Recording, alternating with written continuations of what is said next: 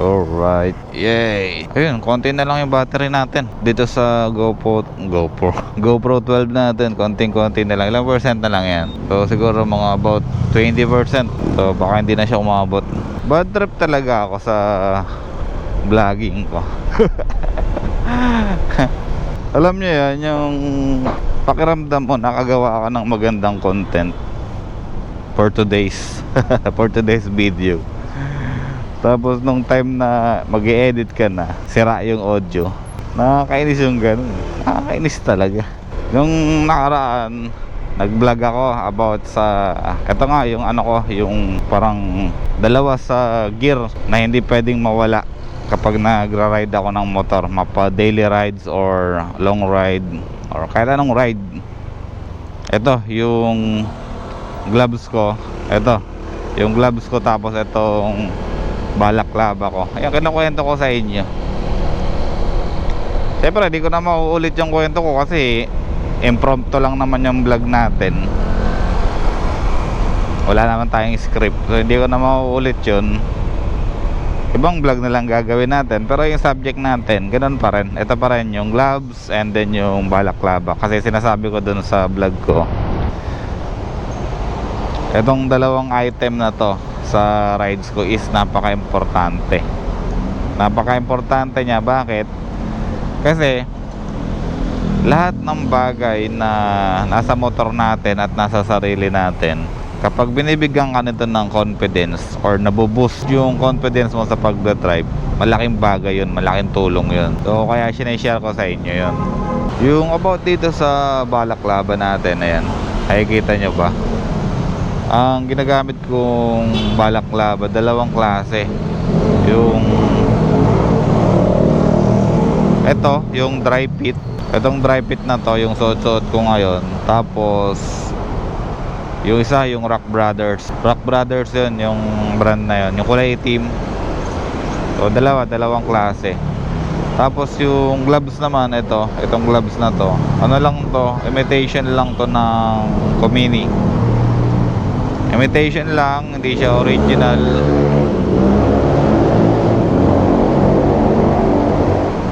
Mumurahin lang. Kasi hindi naman natin kaya bumili ng mga mamahalin na ganito. Wala naman akong problem dito sa gloves na to. Comfortable naman siya isuot. Nakakapag-drive ako ng maayos.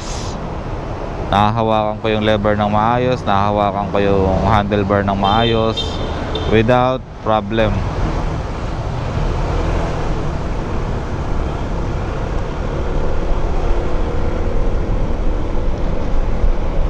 Kumbaga it serve as its purpose naman. Kumbaga nagagawa niya naman yung trabaho niya as gloves. Yung gloves kasi suot-suot ko yan parati kapag nag-ride ako kasi ganyan yung sinasabi ko, pawisin yung kamay ko, tapos hindi ako komportable kapag madulas yung kamay ko kasi minsan dumadulas dito sa handlebar, ayan, madulas siya dyan, tapos minsan sa lever madulas. So yung confidence ko sa pagdadrive bawas na bawas talaga. Kasi iniisip ko, paano kung biglang magkaroon ng emergency, yung kailangan ko mag sudden brake or magbiglang brake, paano kung dumulas yung mga daliri ko dito sa brake lever? So mako-compromise yung safety, di ba? Tapos kapag lumiliko naman ako, kapag nagmamaneuver naman ako ng motor, parang hindi ko gusto na parang basa-basa yung handle grip ko. Alam niyo yung feeling na yun, parang may madulas. So kaya ganyan talaga ako mag-drive, talagang always merong gloves for additional safety, for additional confidence para sa akin sa driving ko. Yung balaklava ko naman, ano naman yan, same din ng purpose yan, para mabigyan tayo ng confidence mag-drive talaga ng maayos sa kalsada. Unang-una niya, napoprotektahan niya yung health natin, na makalanghap ng mga alikabok, makalanghap ng usok, hindi man lahat, pero syempre nalilesen kasi syempre open yung visor natin. For example, naka-open yung visor natin na ganyan, most of the time pag ano, naka-open yan, 'di ba? So alikabok, usok at kung ano-ano pang mga debris na masasagap natin sa hangin kapag nagda-drive tayo. Napoprotektahan tayo syempre. Pangalawa, yung chance na mangati yung ulo natin dahil sa pawis, imbis na yung pawis natin mapunta sa pinaka-helmet natin, yung pinaka clothing ng helmet natin, imbis doon mapunta yung pawis natin, na-absorb na kaagad yan ng balaklava natin, kasi yung mga balaklava natin, mga cotton naman yan, absorbent naman siya. So yun yung isa sa kagandahan, hindi tayo nangangamba na mamamaho yung helmet natin, hindi tayo mangangamba na mangangatay yung ulo natin, kasi magde-develop ng ano yan magde-develop ng kung ano-ano kapag pawis na pawis yung ulo natin. Malilipat yung mga microbes mga germs, mga kung ano-ano sa helmet natin. So ganoon. Tapos yung ganito, kapag nagsasalita tayo, syempre may mga laway-laway na tumatalsik dyan sa bunganga natin, 'di ba? Hindi na maiwasan yun. Yung mga ganyan nahaharang na kaagad nung balaklava natin, hindi na siya napupunta sa helmet. Minsan nga bumabahing tayo, 'di ba? Bumabahing tayo. Nasa loob tayo ng helmet tapos bumabahing tayo. Siyempre may mga laway, may mga kung ano-anong residue na lumalabas sa bunganga natin, sa ilong natin. So hindi siya napupunta sa helmet, hindi mamamaho yung helmet natin. Ayun, kapag komportable yung ulo natin, komportable yung suot natin ng helmet, siyempre yung confidence natin tapos yung safety natin nabuboost, 'di ba?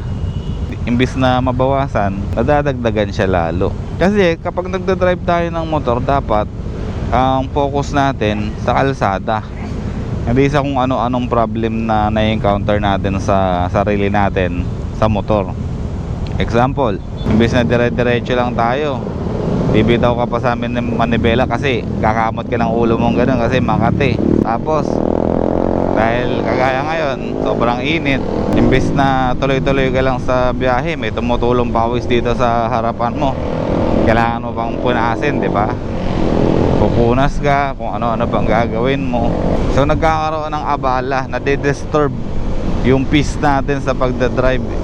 Imbes diretso lang yung focus natin, kung ano-ano pa yung ginagawa natin. Kasi nga, meron tayong mga bagay-bagay na ginagawa pa. Pero kung nakabalaklava ka, syempre tuloy-tuloy lang kagaya ngayon, 'di ba? Tuloy-tuloy lang yung ano natin, tuloy-tuloy lang yung drive natin. Wala tayong iniisip, wala tayong inaalala. Safe tayo. Doon na lang tayo mag-focus sa nasa unahan natin. Sa mga susunod na video natin, talakayin naman natin yung importance ng mga storage natin sa pagra-rides natin sa pagmumotor. Like for example, yung utility box natin, utility box ng motor, yung bulsa ng motor na to, and then yung additional top box natin, and then syempre yung belt bag natin. Apat yan. Tingnan natin kung sasabihin ko sa inyo kung gaano kahalaga yung mayroon tayong mga extra storage sa mga motor natin, para syempre yung mga tao na hindi pa makapag-decide kung maglalagay ba sila ng box, maglalagay ba sila ng top box or ng mga kung ano storage, yung mga side box na ganon, para makapag-decide sila ng maayos.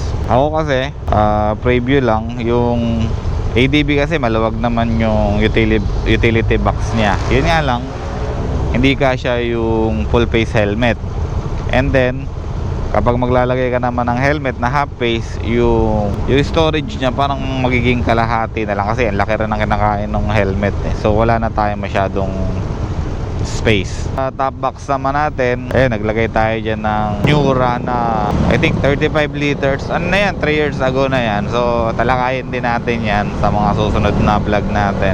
And then syempre yung bulsa nitong ADB 160 na napakahalaga rin para sa mga nagko-content na kagaya ko, sa mga ibang tao rin na kailangan ng access, pwedeng lagyan ng tubig, ng kung ano-ano. Tapos gaano nga ba kahalaga sa akin yung belt bag na kagaya nito, yung hawak-hawak ko ngayon?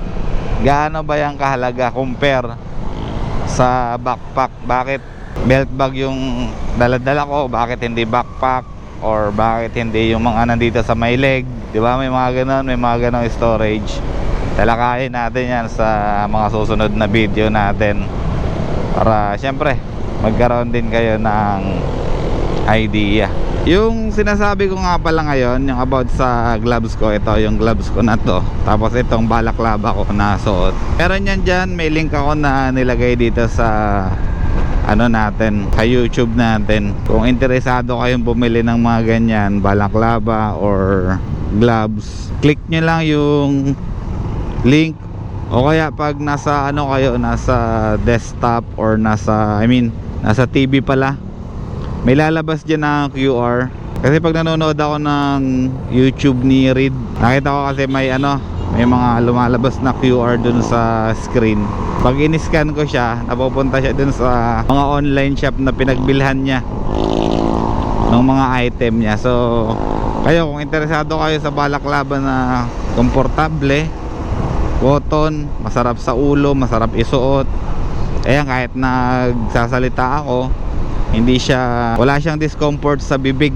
Kumbaga tuloy-tuloy lang, wala akong nararamdaman na discomfort kahit nagsasalita ako. Tapos syempre yung helmet mo, kasi ito pala yung isang point ng balaklava na to, kasi maraming balaklava na merong tahi-tahi. Tapos yung mga tahi-tahi na yon, nagdudulot siya ng discomfort sa ulo.